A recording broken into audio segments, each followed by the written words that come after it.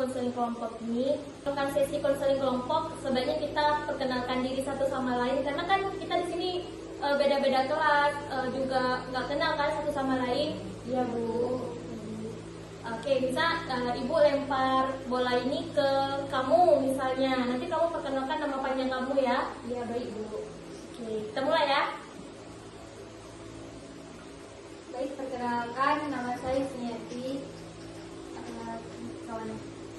Oke, baik, perkenalkan nama saya Mujati Islamia. Baik, perkenalkan nama saya Dila Mira. Baik, perkenalkan nama saya Rahmi.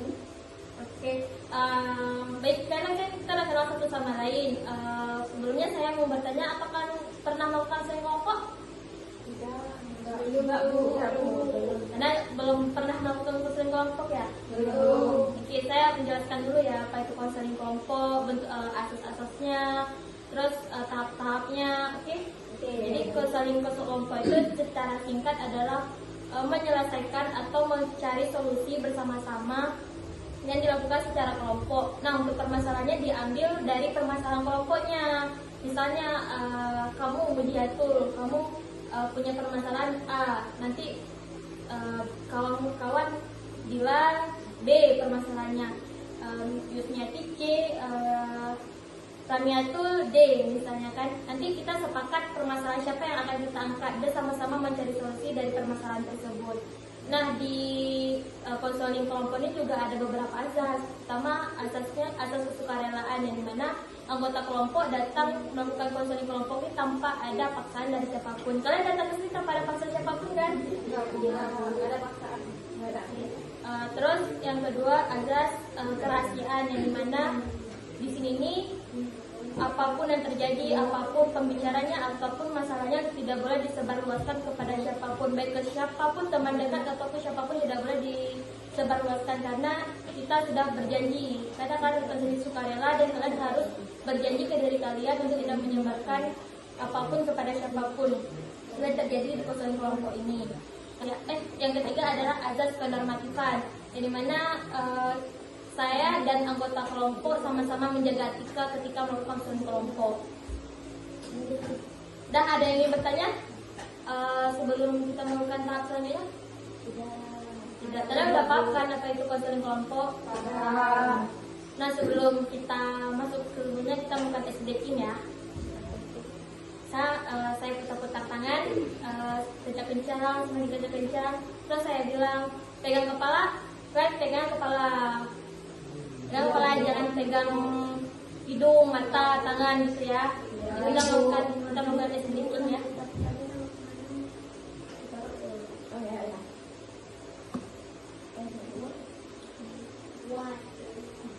Oke, kita melakukan tes breaking ya. Tangannya gini ya. Putar-putar, semakin cepat, semakin cepat, semakin cepat, semakin cepat. Pegang hidung. Tapi kurang fokus ya, kita ulang ya. Putar, kencang, pegang mata. Oke, ada fokus, hebat. Nah, kita ikut yang tahap selanjutnya ya, untuk mempersingkat waktu ya. Baik Bu. Jadi kan saya udah menjelasin apa itu konseling kelompok, terus azas-azasnya. Nah, kita masuk ke tahap permasalahan. Menurut teman-teman datang ke sini kan membawa permasalahan ya. Boleh tahu tuh permasalahan apa? Kalau Mujiat tuh kira-kira kira-kira permasalahannya apa? Sering mendapat pekerjaan Bu. Oke, kalau Dila Lemah dalam belajar matematika Bu. oke, kalau Rahmi Kekerasan seksual Bu. Bully kayaknya Bu. oke, bully. Karena Mujiat tuh menunda pekerjaan ya. Iya Bu. Dila tadi lemah di pelajaran matematika. Iya, Bu. Rahmi pelecehan seksual. Kekerasan seksual. Kekerasan seksual. Oke, dan Bully, Bu. bully. Menurut teman-teman dari permasalahan-permasalahan ini kira-kira yang mana yang kira-kira harus kita selesaikan? Permasalahan siapa yang harus kita selesaikan? Iya Bu. Permasalahan Mujia. Iya. Oke, Mujia mau permasalahannya diselesaikan saat ini? Mau Bu.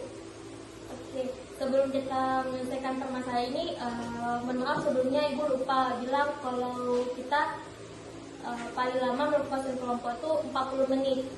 Oke, paling lama 45 menit. Kalau misalnya permasalahan ini belum bisa terselesaikan di hari ini, apakah kalian bersedia untuk melakukan konseling kelompok di minggu-minggu yang akan datang? Bersedia Bu. Oke, apakah Mujia bersedia permasalahan Mujia yang akan diselesaikan di konseling kelompok hari ini? Bersedia Bu. Oke, boleh tolong diceritakan secara detail permasalahan yang sedang Mujia alami? Saya sering melakukan pekerjaan rumah dikarenakan saya memiliki banyak kegiatan. Sehabis pulang sekolah saya langsung pergi ngaji dan selesai ngaji saya membantu orang tua sehingga pada saya kecapean. Jadi sewaktu saya pergi ke sekolah lagi saya baru ingat kalau ada PR di sekolah dan saya mencontek punya teman.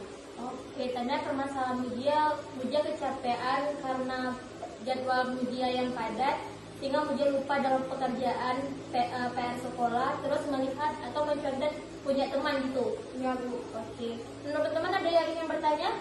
Saya Bu. Oke, Saya mau tanya sejak kapan Mujia mulai menunda-nunda pekerjaan? 2 minggu yang lalu. oke, 2 minggu yang lalu. Ada yang ingin bertanya lagi? Enggak Bu.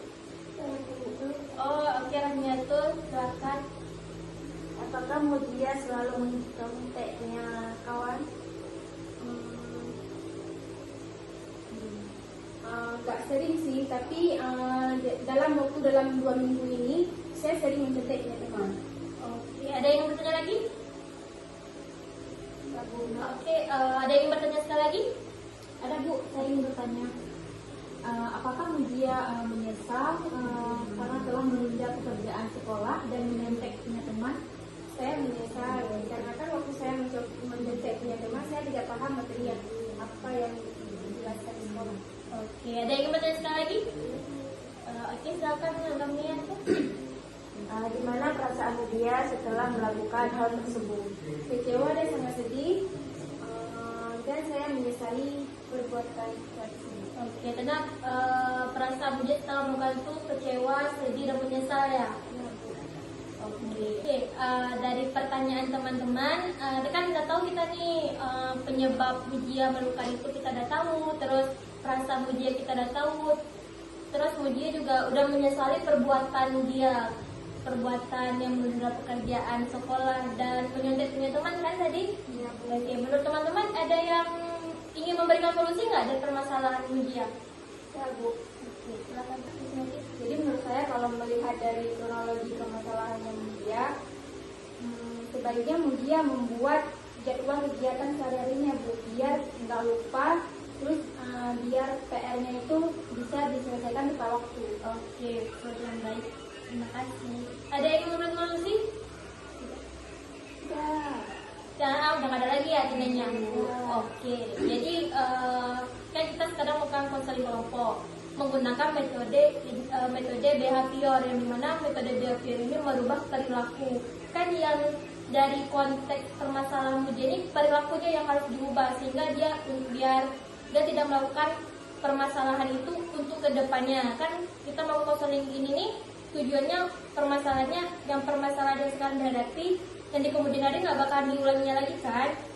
Jadi kita menggunakan metode behavior dan menggunakan teknik scheduling, yang dimana seperti yang sudah dijelaskan Yusniati, sebaiknya Mujia menjadwalkan kegiatan Mujia, misalnya kayak pulang sekolah Mujia jam segini sampai jam segini ngaji, terus dari jam segini misalnya dari jam 8 sampai jam 9 membantu orang tua, terus nanti ada waktu jam 9 sampai jam 10 membuat pekerjaan sekolah, sehingga Mujia nggak ada waktu lagi nih untuk menunda-nunda karena jadwal Mujia udah tersusun dengan rapi.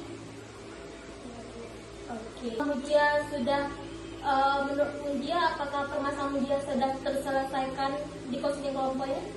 Sudah Bu.